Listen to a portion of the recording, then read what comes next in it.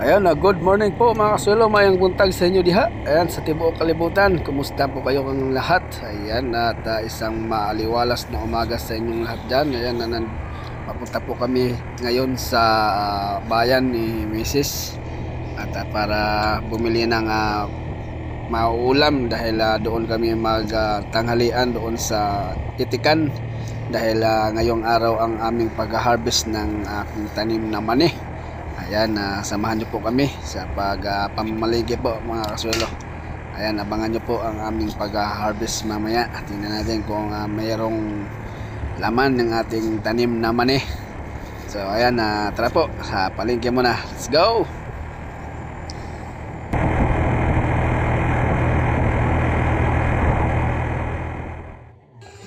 Ayan, nadaan muna po pala kami din sa nagtitindang nyog para bumili ng sapal na makain sa itik. Paubos na rin aming pagkain ng itik doon sa bukid. Wala na ubusan ng sapal, so bili muna kami. Ayan. At babalikan na lang namin po dahil may inasikaso pa yung tindera. May nagpapakayod pa. O sige, punta muna kami rito ni Miss palengke dito sa Isdaan para mamili ng gusto kong ngayon mag-ihaw-ihaw sa kubo. O tara, tingnan natin kung ano mabili natin. Ihaw-ihaw.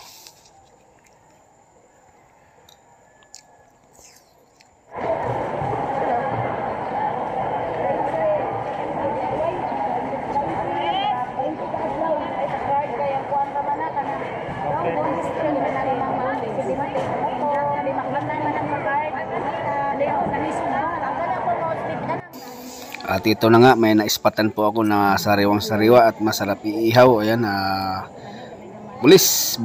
Ayan, tinatanong ko kung magkano. Ayan, 200 daw po ang kilo.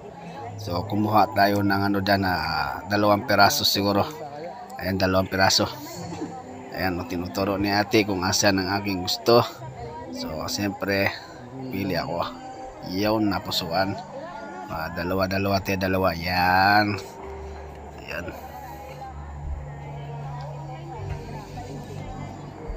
Yun. At bumili na rin ako ng plastic bag para doon sa ating mga mani.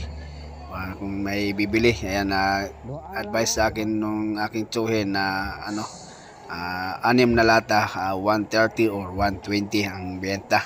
Ayan yung aking bentahan daw, 6 na lata na sardinas na malaki.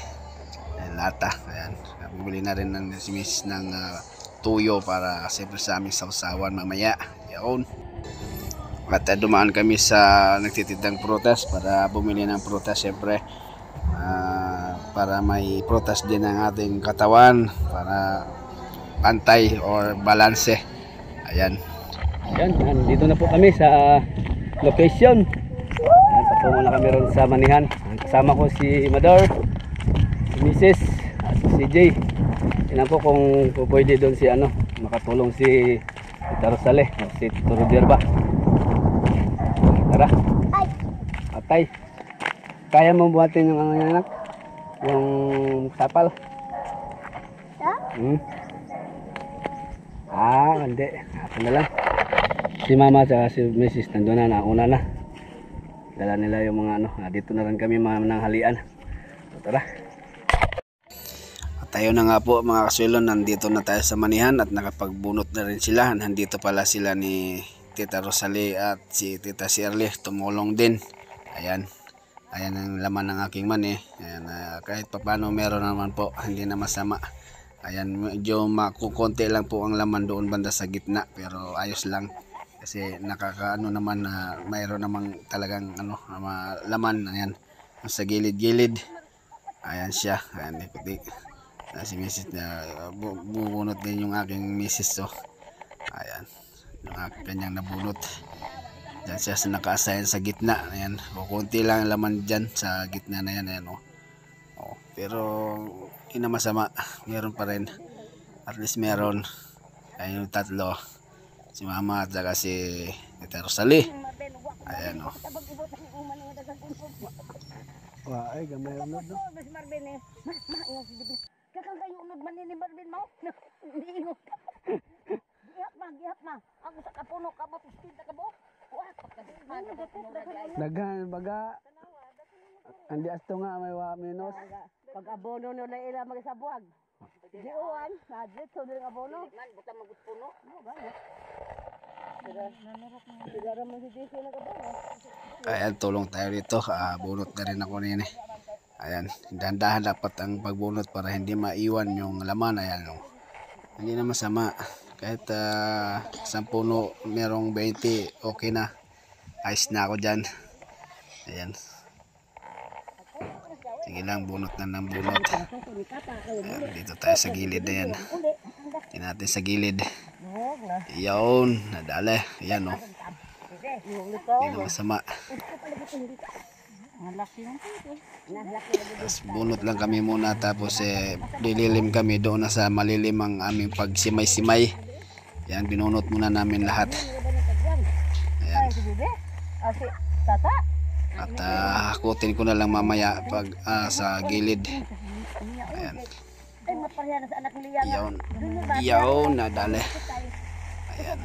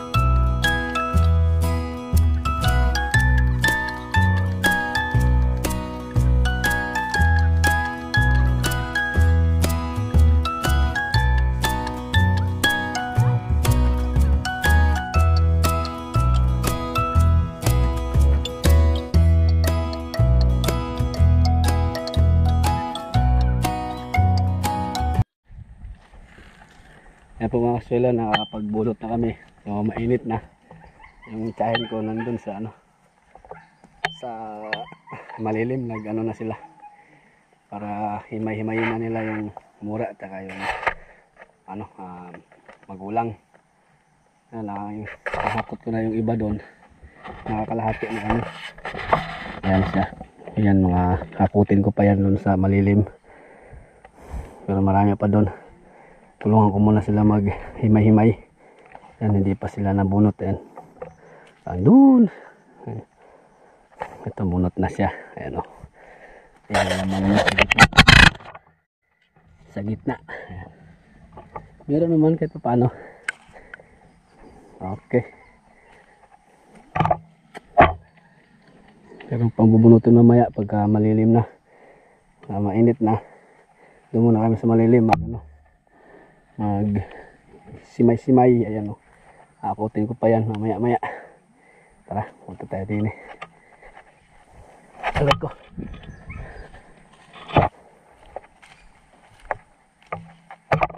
Kita dahil dumi na dahil sa wanday. Wala, post ka man, Aroy. Yan, nag-post ka nga. Nga mo kalibre, nagkilawan daw imong kalibre, nagkilaw ba to? Oo. Ay, ma.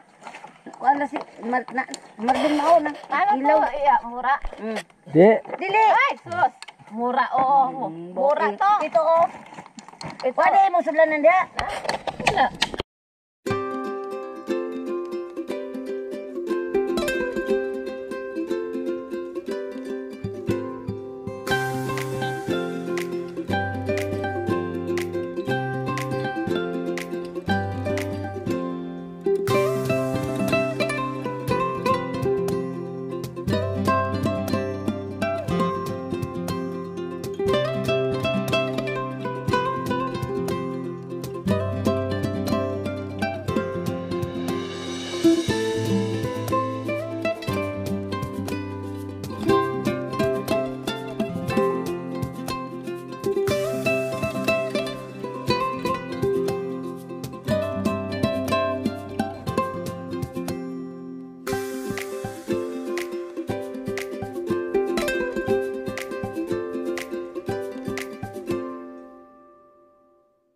One hour later. Yan, alas 10:30 na. Kaya kailangan ko na magpabaga. Kung mga kasuelo, ang aming ulam ngayon sa bundok. Ang aking nabiling bulis. Tawagin dito sa amin. Malaki, tulingan na malalaki. Tapos nag-umpisa na sila ni doon, patuloy pa rin ang pag simay-simay. Ito siya ang aming ulam, yan o. Ayan. Malaki po yan. Salang po na yan yung ulam eh. Iyon o. Uy.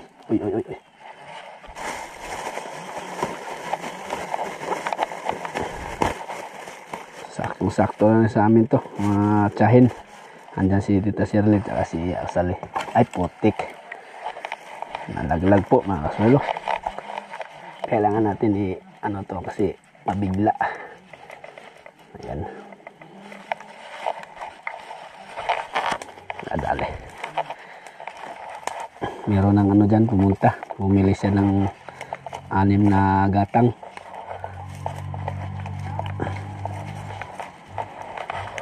Nandyan sa taas.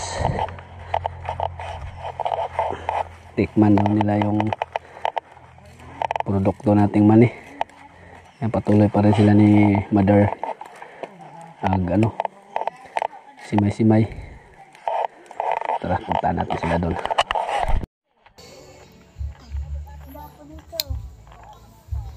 Ayan, nandyan sila ni Tito Roger. Nandyan din na bumisita. Tapos meron siyang kasama, ayan, bumili nga ng ng mani. Ayan, tinakalan ni Mama. Tansya-tansya lang kasi wala akong takalan. Ayan o. Bali, daw, 6 na gatang o lata ng sardinas. Ayan. Okay, may buena mano na tayo. Ayan, siyempre kain-kain muna ako. Tikim ako sa sinimay ni Mrs. dito. Kung tama ba itong kanyang ginagawa. Tinignan ko kung Ano ba? Baka mura na yung nailagay niya dyan. Ayan, tingnan natin kung may laman. Ayun o. Matigas balatan po mga kasuelo. Ayan, matagas. Ayun o.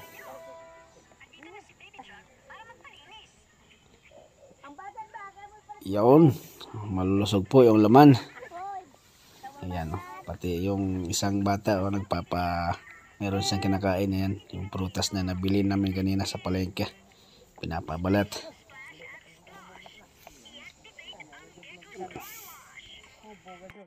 Ayan, binalikan ko yung ating iniihaw. Ayan, no.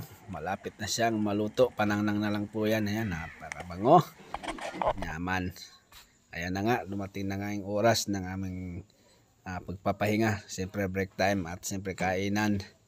Ayan, kumuha ko ng dahon. Dahon kami magsalo-salo. Hindi nagdala si Mrs. ng pinggan. Dahil mahugasan. Mas maganda yung dahon para lokot na lang kagad. Ayan, no? Tsaka mabango yung kanin pag sa dahon ka kumain. Ayan, siyempre hugas mo na yung dalawang mga tukmol. Ayan na, nakaready na yung pagkain namin. Ayan, mayroon nakapatong sa lamisa po mga kasuelo. Yan daw ang kanilang panulak mamaya-maya. Ituba na 1 galon. Request po ni ni Tita Shirley. Yan, ganyan talaga pagka nagtatrabaho si Tita Shirley dyan sa nung pagtanim din ng mani ay ganun din ang ginawa niya. Nag-request din siya ng 1 galong tuba. So pag bunot ng mani, yan na naman ang tuba. Ayan. Yung bata na yan ang bunso nila ni Tito Roder. Ayan, bali pinsan ko yan. Ayan. Sandok si Mrs. Sinisit niya yung ating pagkain. Ayan na. Oh. Sarap ng aming pagkain. Okay, so yan mga tamo po mga kasuelo, kain tayo, kain. Ayun.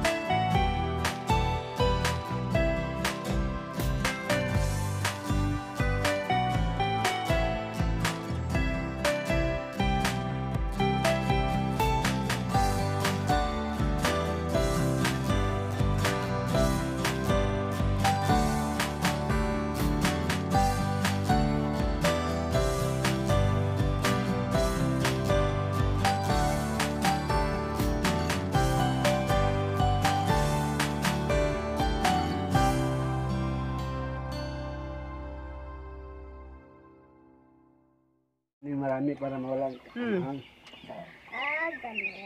Ganon. To.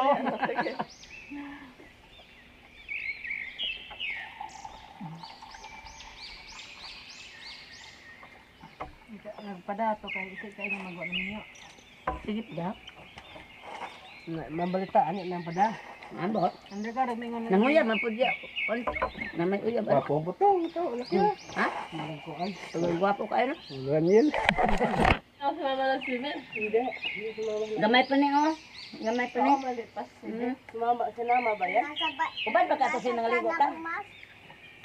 Banyo? Ang banyo ba to? Baka to ba tumbalik sa'yo Marvin ito lang madlo? Dire na agad. Baktak ni Marvin ang mga kalal sila daw ay marlo bitaw dua. Kaduha na rin ang mga tulian. Kadua na ay. Kadua na. Ayan, back to work na po mga kasulo. Ayan, lumipat na kami dito sa baba-baba konti dahil mainit na dun sa aming dating pwesto at si Mrs. ay nagmi-mix na sa kanilang panulak. Ayan, sila lang po ang uminom dyan ng tuba. Ayan, yun no. Siyang expert sa pagmi-mix. Sanay na mag-mix ng tuba.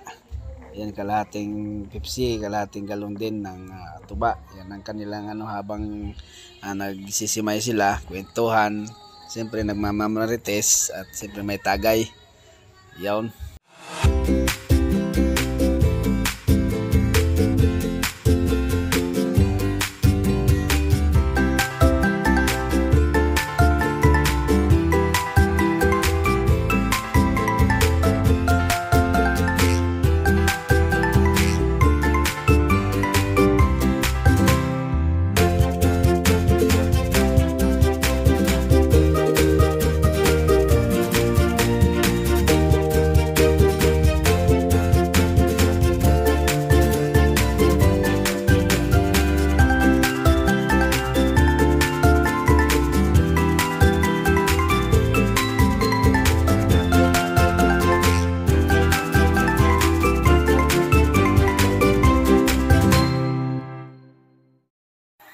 Ayan, mayroon na tayong napitas or na mani. Siyempre, subukan natin maglaga. Siyempre, tikman natin. Kasi yung kinakain namin kanina ay hilaw pa. Ayan, magluluto ako ng maglalaga ako ng mani. Siyempre, magpaningas muna tayo ng apoy. Ayan. Siyempre, gatungan natin para umapoy. Ayun, no. Suelo. Ayan, sige lang. Habang nagsisimay at nagiinom-inom yung mga marites, siyempre pagluto ko sila ng himay-himay din nila, mga pulutan nila, magigutan ba. Ayan na, umuusok.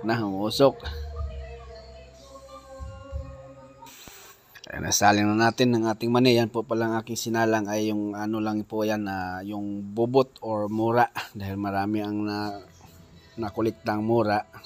Nilaga ko na, tinisting ko, pero marami naman palang laman, malalaki din palang laman. Ayan, sige, gatong lang si daguhoy. Ayan, nilagyan ko pala ng asin siyempre para maglasa rin ang ating mani, maalat-alat na manamis-namis dahil bagong pitas. Ayan, yan ang pulutan ng mga marites pare sa tuba. Tagay-tagay sila, siyempre takpan natin para maluto siya ng mabilis.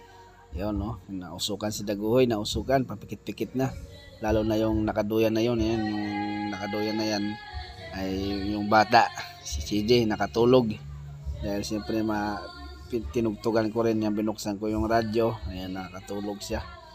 Ayan, sige lang, gatong lang boy para sa pulutan ng mga marites. Ayan, tinignan ko yung bata kung nagising. Hindi pala. Sige. Yoyo lang muna, yoyo. Dinuyan ko para sarap na tulog ni si Jay.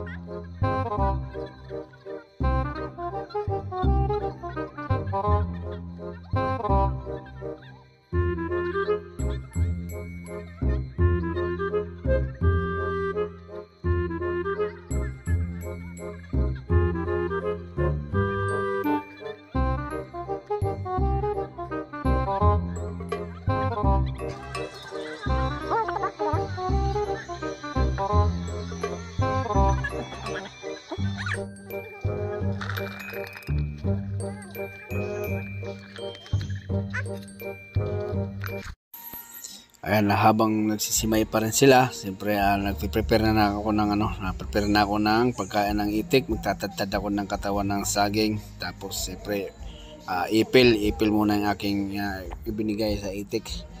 Ayan, para purga na rin sa kanila. Ayan, pang itik ba, ipil. Ayan, tadtad muna ako habang mamarites. Ayan.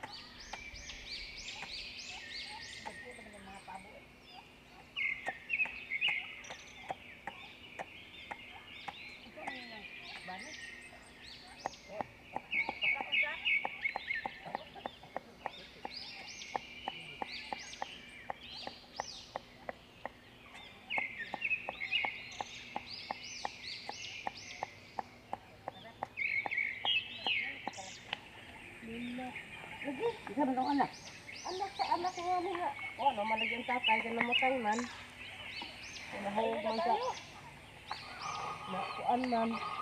Ito man nahawag man sa pangpang. Makatong ingon nga na. Ito bang titing? Oo. Ito titing. Nahawag pa. So ayan po, uwian na po mga kasuelo. Ayan, hindi po natapos. So bukas na naman ulit. Ang natapos lang nila yung binunot nila kanina. Hindi pa pala. Hindi pa pala. Tinabunan ko lang. Wala namang dito. Hindi nila natapos magsimay. So nakaano na sila ng sansakong pa. Ayan. Uwian na. So bukas ulit. Napakain ko na rin yung itik. Kasi misis nagliligpit na sa So bukas ulit na naman.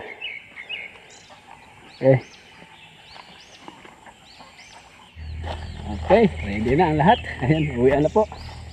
Si Tita Shirley, babalik na lang bukas, pero akin ihatid ko muna sa kanila. So balik na lang siya. So ayan po, maraming salamat sa inyong panonood.